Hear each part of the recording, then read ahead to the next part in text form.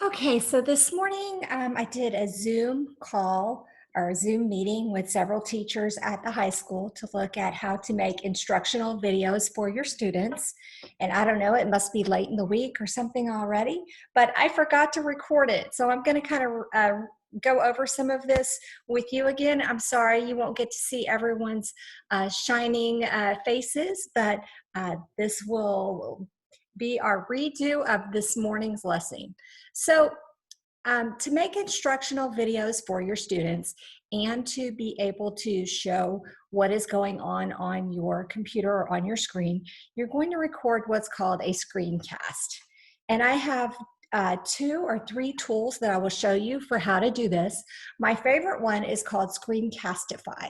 So I'll show you how that one works first. And then the next one we will look at is a tool called Loom, Loom. And then the third one is called Screencast-O-Matic. So especially right now, for teachers, I think this will be really important because we can create lessons and directions for students. We can provide feedback and then videos targeted to certain students if needed, and personalized learning. So we'll go ahead and get started here.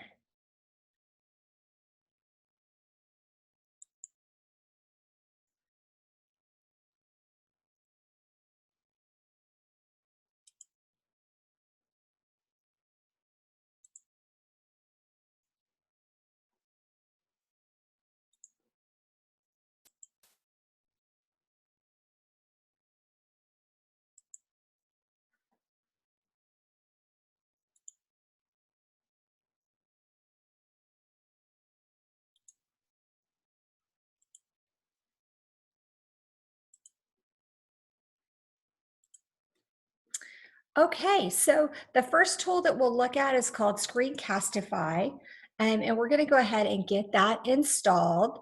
So what you can do is open a new tab and simply Google the Chrome Web Store. We'll open that up. And of course, there's always some interesting spellings of words in education. So Screencastify is the tool that we're after here. I'm going to add that to Chrome.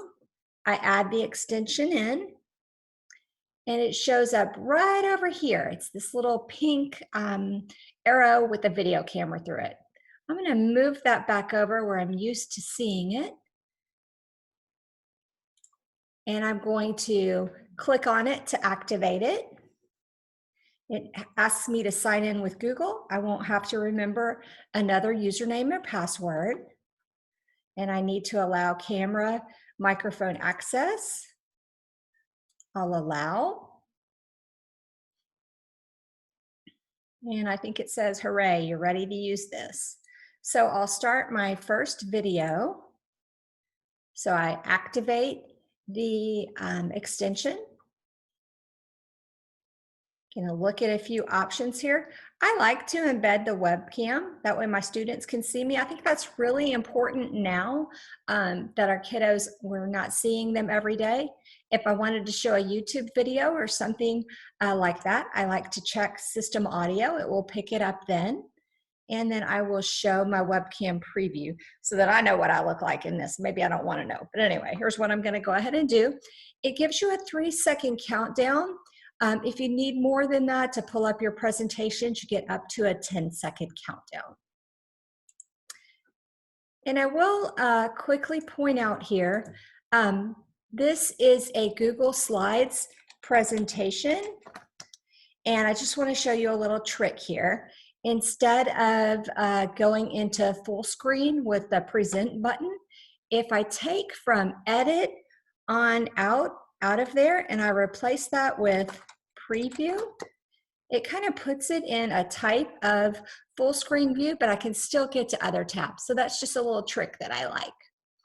Okay, so I'm going to go ahead and get this started. Check my settings real quick. Record. Oh, there I am. And we will click on the screen and then share, and then it did its countdown. So now I'm recording. So I'm going through my lesson. That's our new PC tech support specialist at the high school, Brandon. If you haven't seen him, you'll see him when we get back to work. Really great guy. I'm glad we have him there. I want to point out in Screencastify, you have some nice tools here. So I have a pen where I can annotate on top of a presentation and things like that. So that's a little bit about Screencastify. If I needed to erase that, I could. I know there's a way to erase it all at once. You know, I can kind of click back on my mouse and then click on my next slide and it goes away. So if I happen to pull up this slide on vocabulary, if you're interested in trying that, now please feel free to reach out to me and I will get you information to get us set up with that. So let's pretend I did this really great lesson and showed you something super dynamic and I'm ready to stop the recording, or I'm ready to publish this and get it out to my kiddos. I click stop sharing.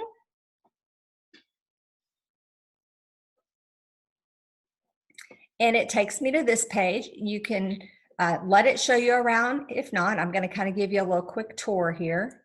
But what it's doing is it's saving it to Google Drive. So you can copy that shareable link. You have more options here. I always like to point out to you, especially right now, there's no telling what kind of situation our kids are in. They may be sharing a device with their parents, with siblings, things like that. Might not be a bad idea to go ahead and make it public, especially right now. You can view it in Google Drive. It'll take a few minutes to process and then it will play. You won't get this download button. But another thing that I've really been doing a lot of lately is I go ahead and publish it to YouTube. YouTube is still processing really quick. They're still used to this level of internet traffic as opposed to some of these educational sites. So if you're interested in doing that, you just click publish to YouTube. And even here, again, I go ahead and make it so that at the very least unlisted, but I typically go ahead and make them public. If it had students or something like that in it, I would make it unlisted. Upload it in. And it gets things ready for us on YouTube. You can copy the link right from here, paste it into your Google Classroom, put it on your website, any of those sorts of things. It even has some basic trimming tools, like if you start a little late or you're fidgeting around and getting all your windows open, you could maybe cut off a little bit at the beginning or the end. So that is Screencastify. The thing with Screencastify that teachers sometimes don't like, I actually do like this feature, is that you are limited to 5 minutes of video. I'm thinking kind of right now, that's sort of our students' attention spans. They may have younger siblings interrupting them. Their parents may still be at work right now. So I really like to kind of chunk my lessons into 5-minute bits of time. But I'll show you some other tools if you need longer video links. But just kind of keep that in mind right now.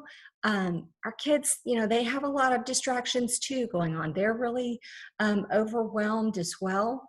And if you'll notice, I didn't point this out as I did this, but the way this names it, it's untitled right now, but it does at least have the date and time in it. If you want to change that, you can just go up there and rename it and you're good to go. All right, so that is Screencastify. The next tool I will show you is called Loom. So we'll also go back to the Chrome Web Store and we will search for Loom. So this is Loom. I'm going to go ahead and add that to Chrome now. I will say on Screencastify, I do pay an annual subscription for this. I think it's $49 a year.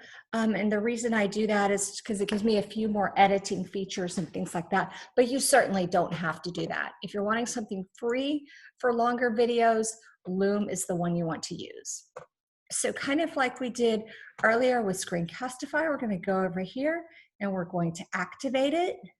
And someone told me earlier that Loom is giving free access right now to their premium content while we are out of school with the coronavirus through educational institutions, so that you're able to have some of their advanced features, which would be things like annotation. So let me just search real quick Loom for education, and I bet we can, yeah, pro free for students and teachers.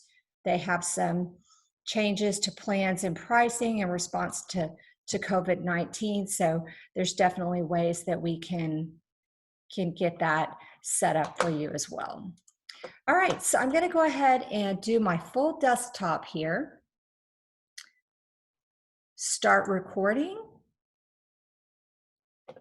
Again, just like with Screencastify, we have to share that screen. And it counted down for us. So now we are going through Loom. I kind of like how that one, how it's got the circle with your picture in it. That's sort of a nice thing that you could do.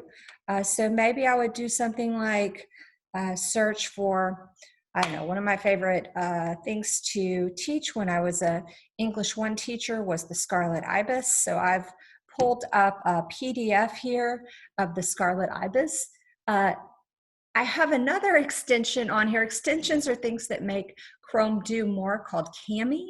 And what Cami allows me to do is annotate within the document. So I could go through this kind of like I would with my students. So summer was dead, but autumn had not yet been born. So I could go in and talk with them, walk them through a passage, kind of do one of those guided reading types of activities.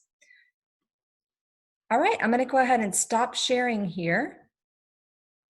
And we'll see what Loom looks like. It looks like they allow you to send the video link directly from here. So you could copy and paste that right into your Google Classroom.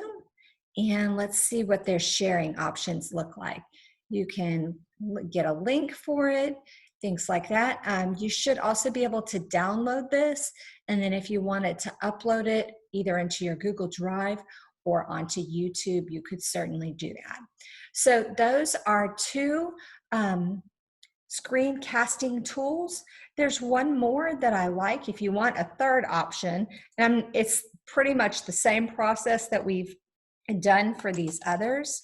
But if we go to Chrome Web Store, and again, we're going to have another funny spelling here. It's Screencast-O-matic. And this is another one that you could use. So I hope this helps and that you're able to get some ideas about different screencasts that you can use so that you can make videos with your students.